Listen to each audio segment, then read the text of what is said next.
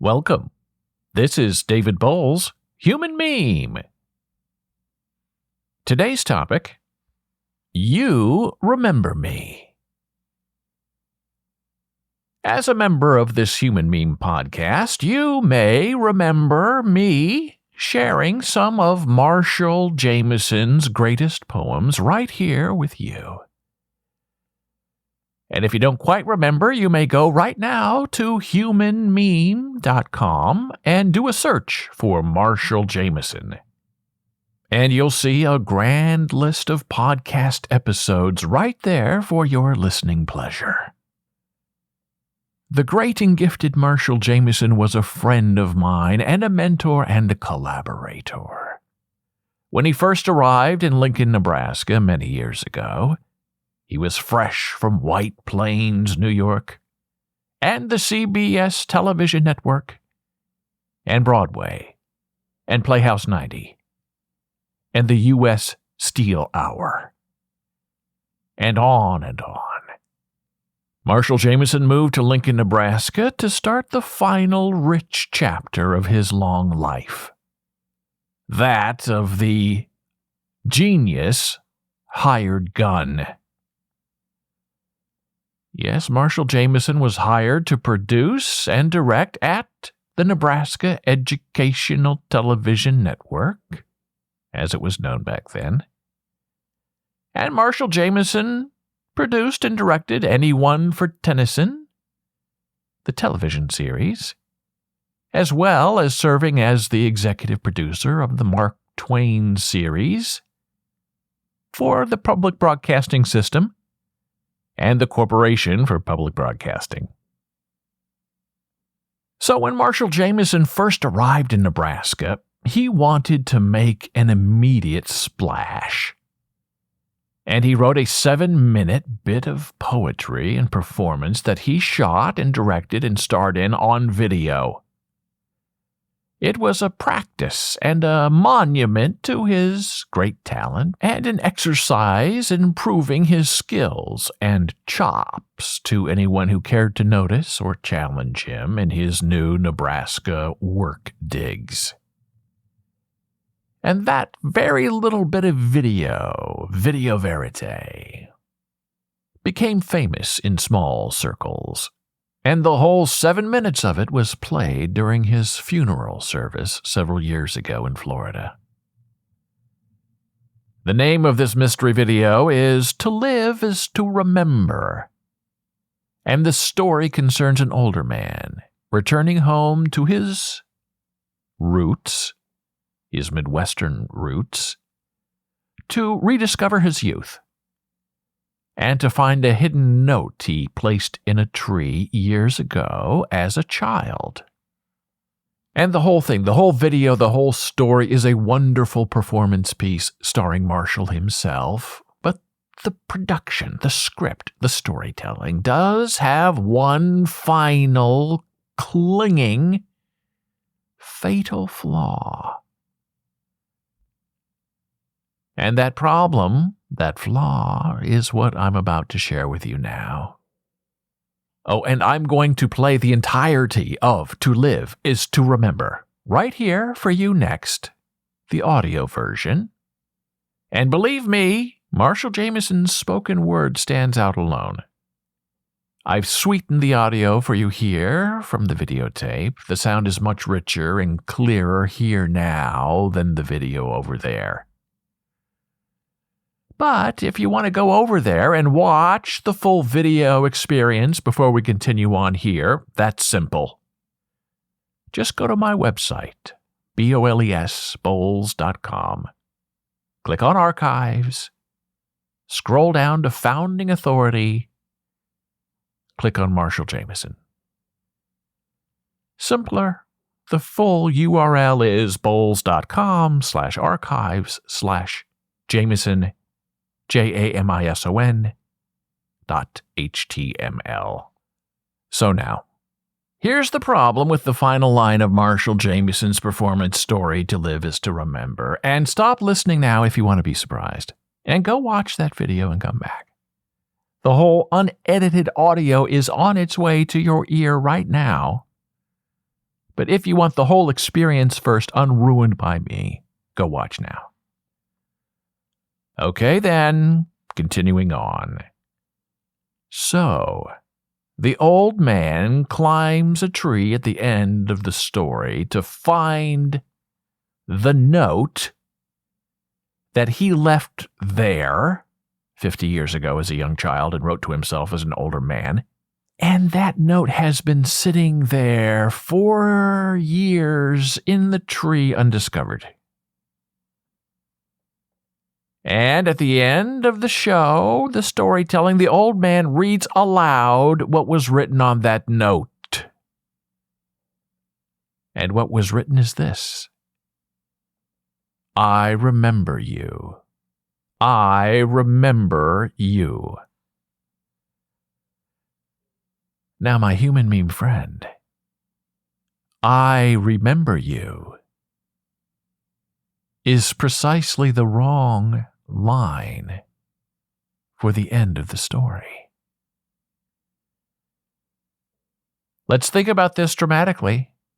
A young child 50 years ago seeking into the future would not write, I remember you. The child would write, you remember me. You remember me, hoping that the old man or someone else who finds the note would remember the child. Not the child remembering the old man or someone else he had yet to become or even know. Remember. Remembering. The ego drives the child. The adult does not compress time into an old man's memory for the convenience of storytelling. At least not in a way that is dramaturgically responsible. And please remember, perspective in storytelling is important.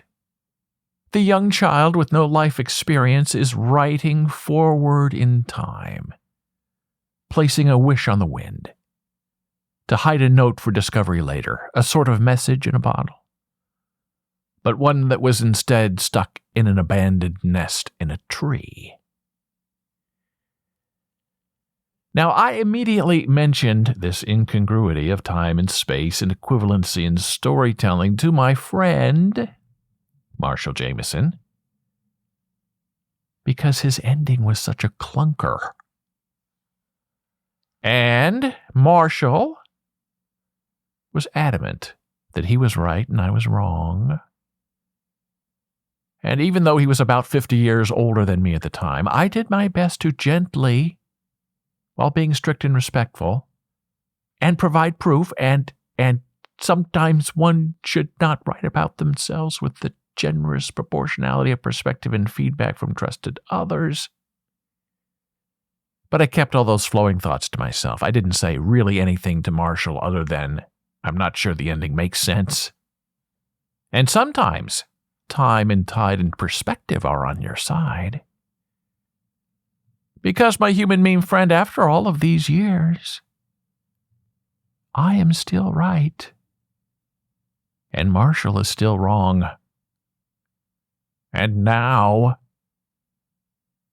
it is your turn to decide if I am actually right or if Marshall Jamison is right. So please, listen, if you will, to Marshall Jamison's lovely tone poem, To Live is to Remember. And remember, the right note on the money line is, you remember me. Even though that is not what is spoken.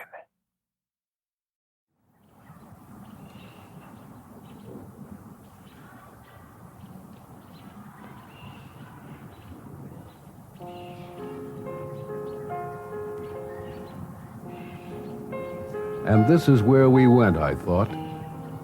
Now here, now there, upon the grass some 40 years ago.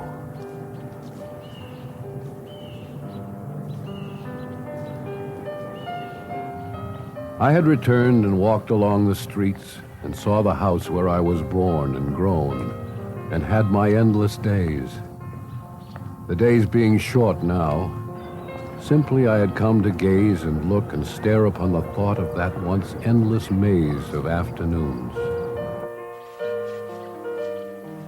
But most of all, I wished to find the places where I ran as dogs do run before or after boys.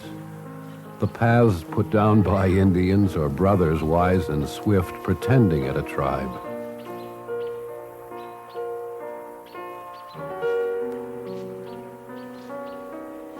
I came to the ravine. I half slid down the path, a man with graying hair but seeming supple thoughts, and saw the place was empty. Fools, I thought. Oh, boys of this new year, why don't you know the abyss waits you here?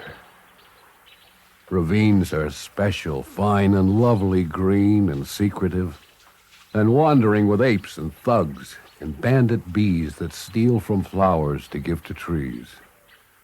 Caves echo here, and creeks for wading after loot, a water strider, crayfish, precious stone, or long-lost rubber boot. It's a natural treasure house.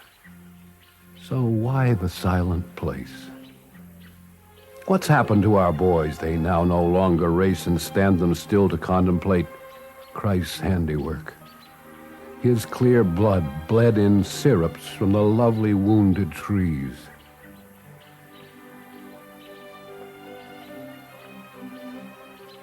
Why only bees and blackbird winds and bending grass? No matter. Walk. Walk, look, and sweet recall.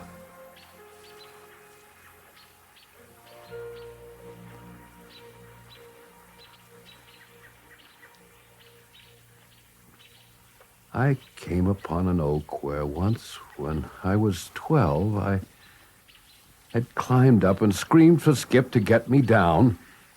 It was 1,000 miles to Earth. Get me down from here! I shut my eyes and yelled.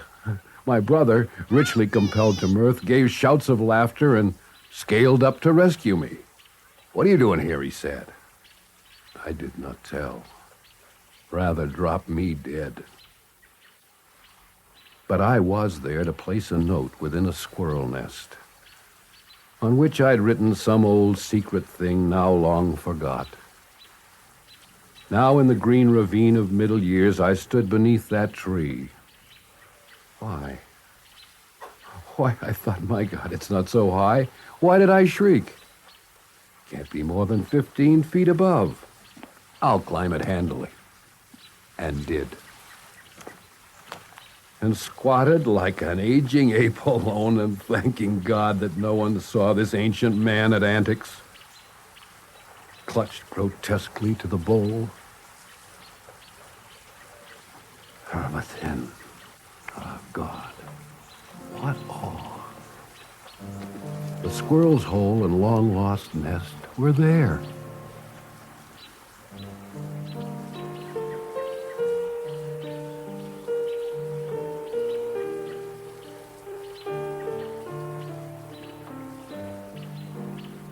I lay upon the limb a long while, thinking. I drank in all the leaves and clouds, and weathers going by as mindless as the days. What if I thought... But no. Some 40 years beyond, the note I'd put, it's surely stolen off by now. A boy or screech owls pilfered, read, and tattered it. It scattered to the lake like pollen, chestnut leaf, or a smoke of dandelion that breaks along the wind of time. No. I put my hand into the nest. I dug my fingers deep. Nothing. And still more nothing. Yet digging further, I brought forth The note, like moth wings neatly powdered on themselves and folded close, it had survived. No rains had touched, no sunlight bleached its stuff. It lay upon my palm. I knew its look. Ruled paper from an old Sioux Indian head scribble writing book. What had I put there in words so many years ago? I opened it, for now I had to know. I opened it and wept. I clung then to the tree and let the tears flow out down my chin. Dear boy, strange child, who must have known the years and reckoned time and smelled sweet death from flowers in the far churchyard. It was a message of the future. To myself, knowing one day I must arrive, come, seek, return. From the young one to the old. From the me that was small and fresh to the me that was large and no longer new. What did it say that made me weep? I remember you. I remember you.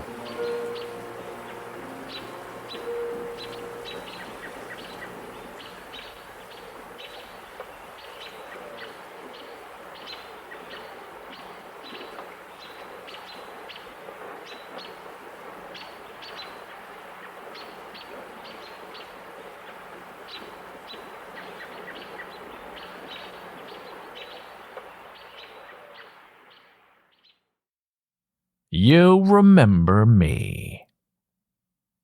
I'm right? You remember me.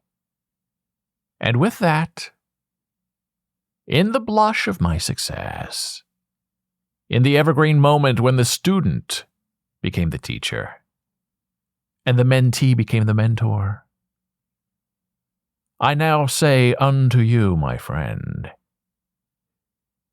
you remember me. Thank you for listening. Be a human meme.